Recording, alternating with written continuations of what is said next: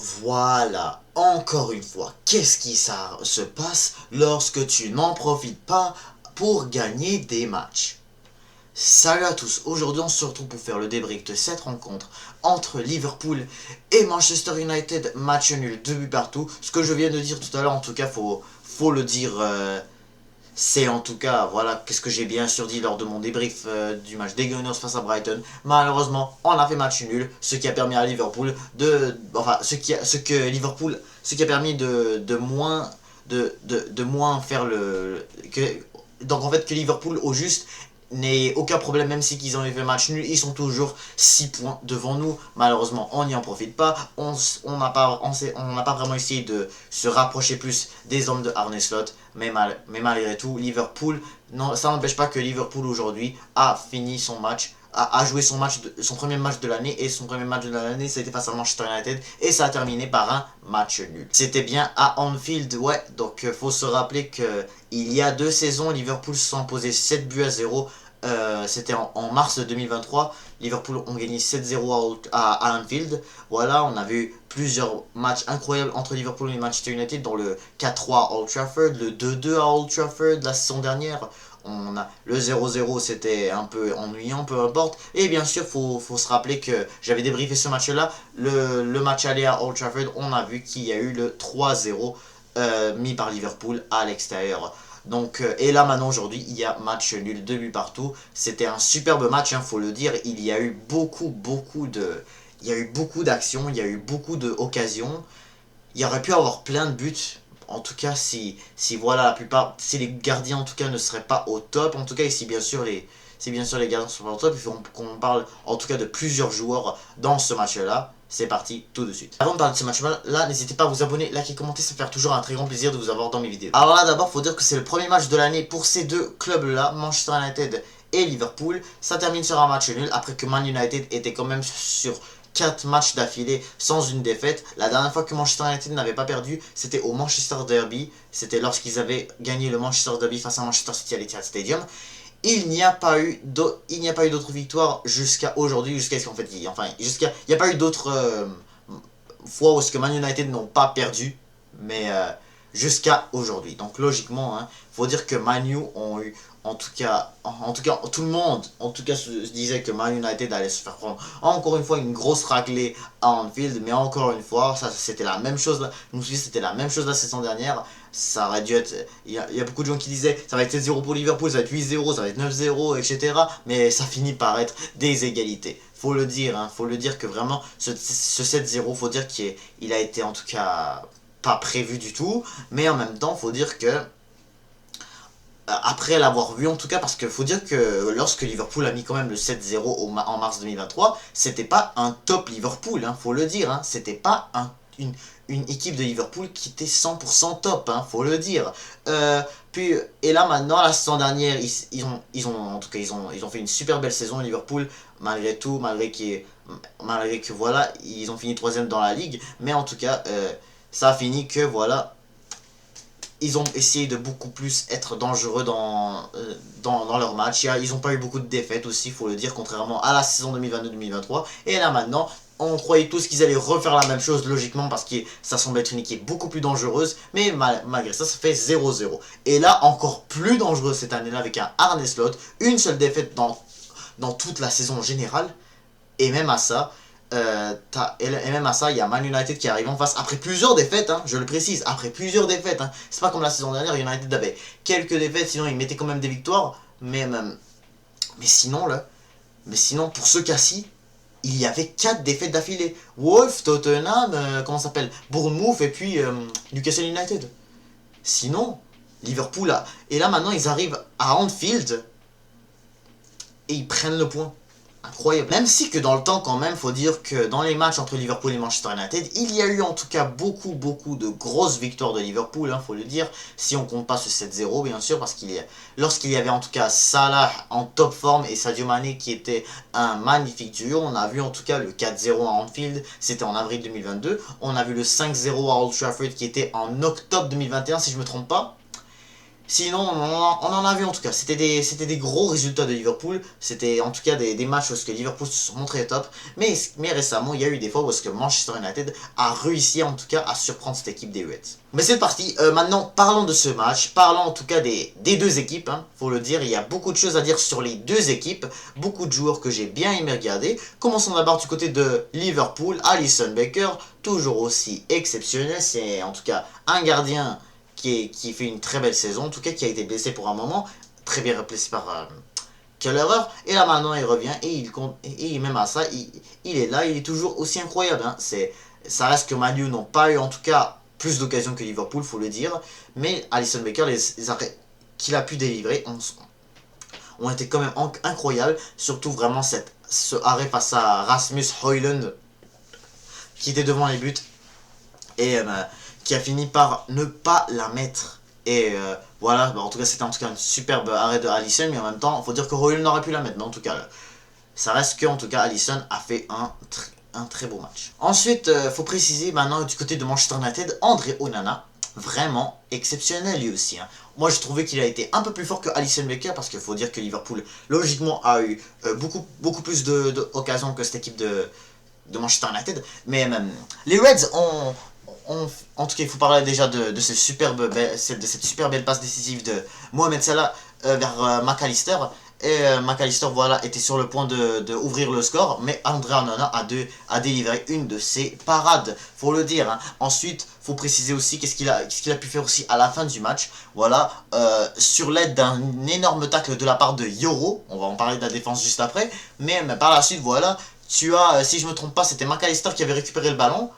Il retrouve Bradley et par la suite, voilà, il fait un dribble incroyable. Il fait un dribble incroyable sur Bruno Fernandes et par la suite voilà il tire et il tire et André Onana qui empêche de se faire avoir par un but, voilà, comme qui pouvait largement attraper, mais en tout cas il l'a bien eu. C'était en tout cas une frappe puissante de la part de Connor Bradley, mais même à ça tu vois vraiment que cette équipe de Liverpool a en tout cas des frappes très puissantes. J'ai fait une erreur et en fait c'était pas en fait McAllister, c'était en fait Diogo Jota. C'était Jota en fait qui avait repris la balle après le tacle de Yoro. Par la suite en fait il a fait directement une frappe et ensuite Bradley l'a récupéré et ensuite il refait une frappe. Donc logiquement sur cette action là Onana a fait 2 arrêts. Faut le dire, hein. Je me suis vite rappelé quand j'ai repensé à cette action là, mais cette équipe de Liverpool a beaucoup essayé. Hein. À la fin, il faut dire que si tu compares en tout cas entre les deux clubs, t'as Manchester United qui toujours lors des fins de match c'est compliqué toujours, t'as toujours vraiment l'adversaire qui essaye de leur mettre un but au cas où ils sont toujours match nul, et par la suite tu as de l'autre côté t'as un Liverpool que toujours à la fin du match il continue, il lâche pas, c'était la même chose lorsqu'on a fait match nul 2 buts partout à l'Emirates, voilà, voilà Mohamed Salah qui égalise, par la suite voilà t'as surtout Liverpool qui essaye, hein, malgré qu'on a quand même essayé un peu nous aussi, mais Liverpool, en tout cas, faut dire que toujours vraiment à la fin, ils ont toujours des corners pour essayer de nous les mettre, malgré que nous, en tout cas, on avait tout, faut se rappeler que nous, on n'avait pas de défense, en tout cas, mais en tout cas, je vais pas revenir non plus sur ce match-là. En tout cas, c'était un match qui a bien mérité de match nul, mais par la suite, mais vraiment, retournons sur cette rencontre beaucoup plus intense, je trouve, que celle face aux Gunners. Mais peu importe. En parlant de ce match de Arsenal-Liverpool, en tout cas parce qu'on a vu en tout cas juste après cette action-là que je venais de parler, on a vu que par la suite dans un corner, il y a eu en tout cas un genre de comment dire ça, un genre de remake, comme on dit en anglais, une genre de répétition sur le même but qui aurait pu être marqué comme celui de Van Dijk face aux Gunners, mais t'as Liverpool par la suite qui joue leur dernier corner. Voilà, t'as McAllister, la dernière fois face à Gunner, c'était Luis Diaz qui l'avait fait avec sa tête. Il fait la passe D avec sa tête et là Van Dijk la met, mais là cette fois-ci c'était McAllister, mais Van Dijk cette fois-ci l'a un peu mal fait sa tête. C'est pas comme il l'a bien mis devant Onana, c'est pas comme face aux Gunners, voilà, c'était bien placé pour que Liverpool égalise, mais là c'était pas du tout le cas. Voilà, Van Dijk a largement fait sa tête bien devant André Onana. Alors maintenant de la défense des deux équipes, on va commencer par d'abord parler de la charnière centrale de Liverpool.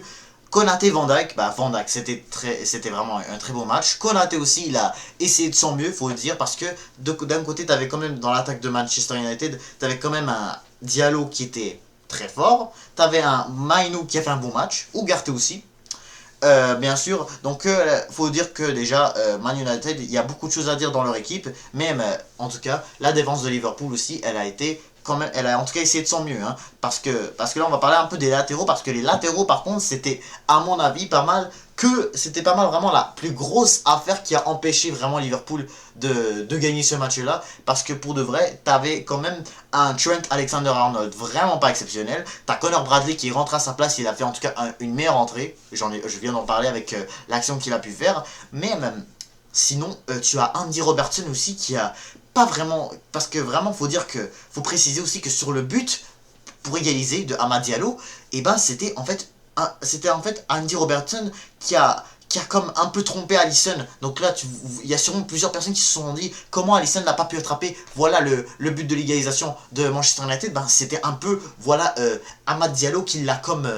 C'était en fait, excuse-moi, Andy Robertson qui a comme manqué son tacle, malgré qu'il était vraiment pas loin. Hein. Malgré qu'il était vraiment pas loin, mais Amad Diallo qui donne l'égalisation aux Red Devils. Côté de Manu, t'as Matthias de Ligt, Maguire, Martinez. Martinez, en tout cas, pour les trois, en tout cas, on a quelque chose à dire. On va commencer par Martinez, parce que Martinez, on le connaît bien, que vraiment, que lors des derniers matchs, vraiment, il a une façon vraiment terrible de défendre, face à Arsenal, face à Bournemouth, face à plusieurs équipes, face à Tottenham aussi, faut le dire, hein, il défend vraiment d'une mauvaise manière, mais c'est lui qui a ouvert le score, hein, pour Manchester United. Au début de la deuxième mi-temps, tu as Bruno Fernandes qui fait une superbe passe décisive vers Lisandro Martinez.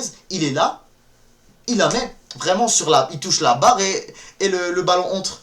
Et Manchester United qui mène 1-0 sur Manchester United qui mène 1-0 avec ce but là pour ouvrir le score. Maguire, vraiment un bon match, hein, faut le dire, il a bien défendu. De Ligt, on va d'abord parler de Ligt parce que Maguire il y a quelques autres choses à dire.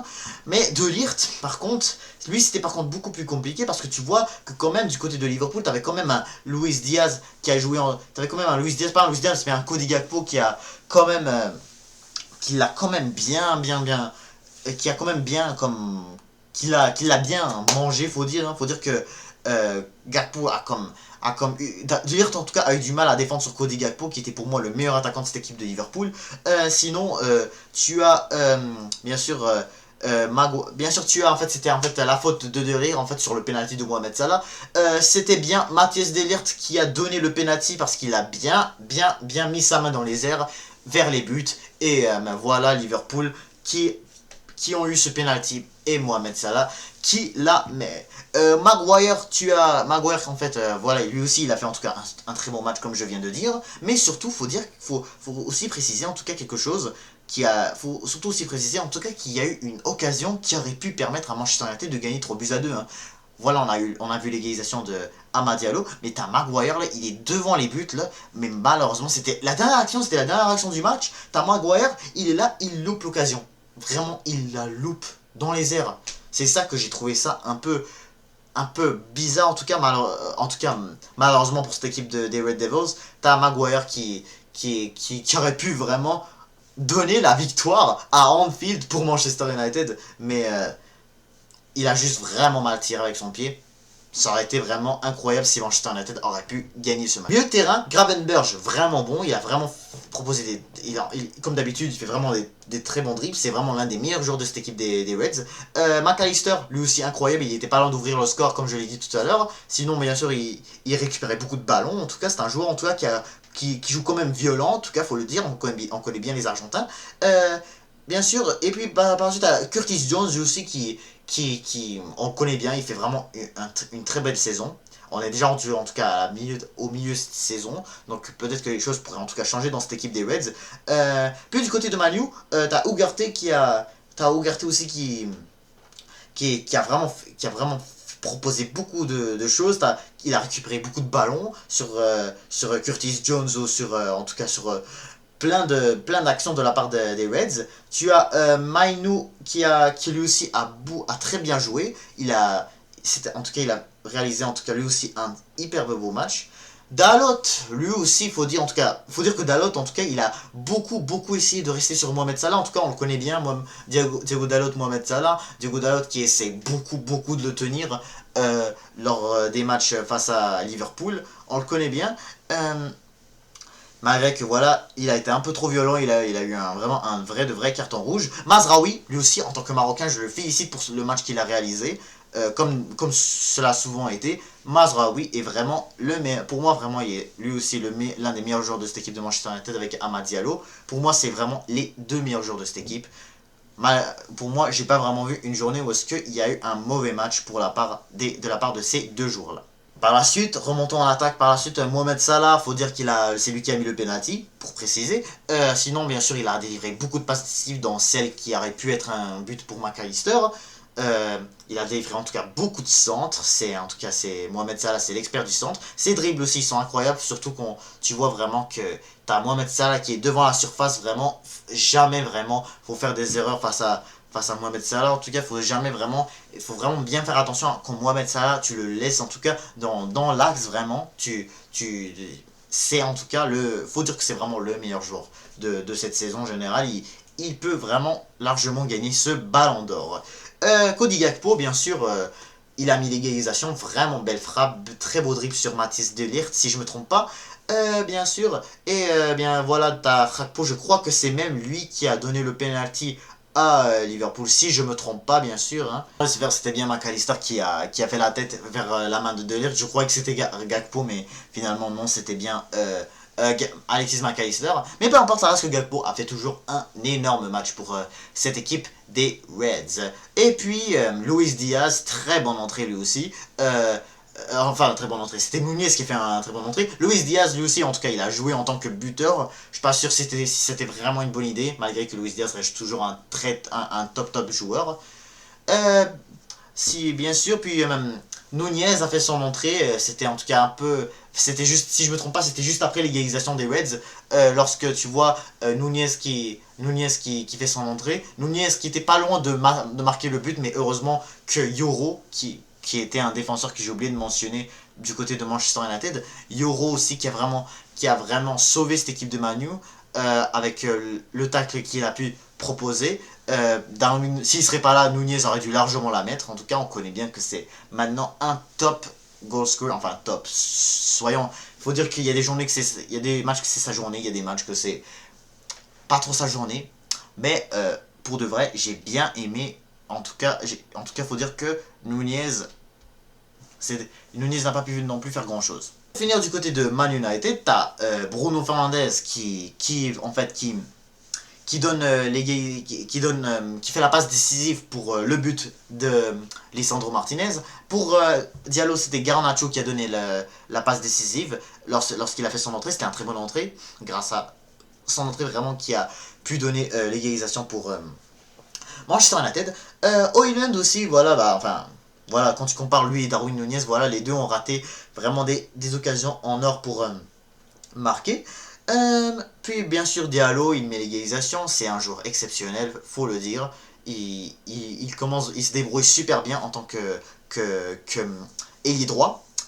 Et bien sûr, faut parler maintenant des remplaçants de Liverpool que j'ai oublié de parler.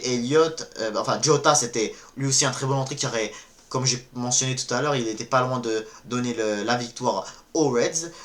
Puis aussi tu as Elliott aussi, lui non plus n'a pas vraiment pu faire grand chose. J'ai pas vraiment vu ce qu'il a pu proposer. Voilà, c'est la fin de ce débrief. Donc largement c'était un très beau match. Donc encore une fois, en tant que supporter des Gunners, je suis vraiment dégoûté qu'on n'ait pas pu gagner hier.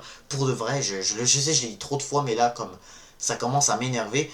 À chaque fois qu'on s'impose pas, c'est là où Liverpool s'impose pas. On dirait que c'est ça l'affaire. Hein. C'était la même chose au mois de décembre lorsqu'on a fait 0-0 avec comment ça s'appelle, Everton.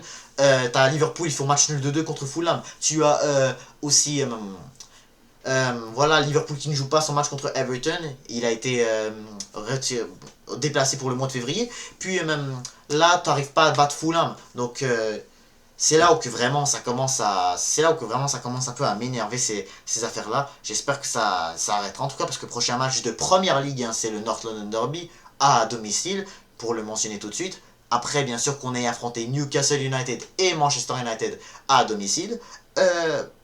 en Carabao Cup, puis par la suite en FA Cup. Là, tu auras Tottenham en première ligue, ensuite tu auras Aston Villa en première ligue. Nos matchs vont être compliqués. Nos matchs vont être compliqués au mois de janvier. Mais peu importe, on parle pas des Gunners, on parle bien sûr de Liverpool et Manchester United. Très beau match, vraiment une superbe belle rencontre, quelque chose que je m'y attendais vraiment pas, surtout de la part de cette équipe de Ruben Amorim, qui a vraiment pu délivrer beaucoup qui a vraiment en tout cas montré que normalement faudrait pas vraiment les sous-estimer, cette équipe de Manchester United. Mais malgré que voilà, ils ont beaucoup eu de défaites cette saison, que ce soit, voilà, on a vu face à Newcastle, face à plusieurs équipes, mais parfois face à des grands adversaires comme Chelsea, Arsenal, enfin Arsenal on les a eu, on les a battus, mais par exemple Liverpool, Man City, voilà, etc.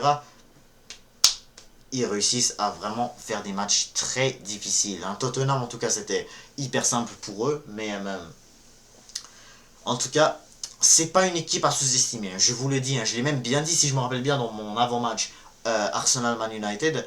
Faudrait pas qu'on les sous-estime, même si que voilà, il y a des moments où ils sont vraiment en mauvaise forme.